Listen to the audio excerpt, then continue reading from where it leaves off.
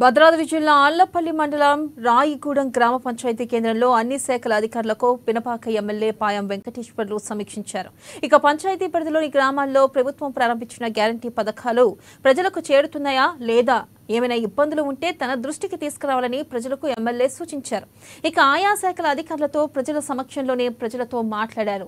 ఇక అలాగే పంచాయతీలలో నీటి సరఫరా గురించి, కరెంటు సమస్యల గురించి, ఇరిగేషన్ ఇలా అన్ని సమస్యలను వారంలోగా పరిష్కరించాలని ఆదేశించారు.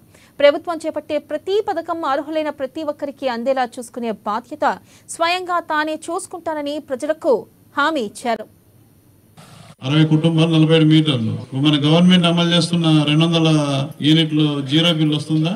మీటర్లు ఉన్నది ఎంత మందికి? 47 మందికి. 47 కుటుంబాలకు మీటర్లు ఉన్నాయి. అవును సార్. మన 200 యూనిట్లు జీరో బిల్ ఫ్రీ కరెంట్ ఎంత మంది కుటుంబాలకు వస్తుంది? 38 కుటుంబాలకు వస్తున్నాయి సార్. 38. ఇంకా 9కి ఎందుకు రావట్లా? 9కి మొన్న రీసెంట్ కట్టారు సార్. అవి మీటర్లు కట్టారా? మీటర్లు కట్టారు. వాళ్ళకు కూడా ఇవ్వండి.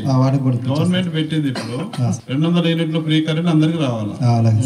7 కూడా ఇప్పించండి. మీటర్లు పెట్టుకోండి. ఇంకా పెట్టుకోవాలి మీటర్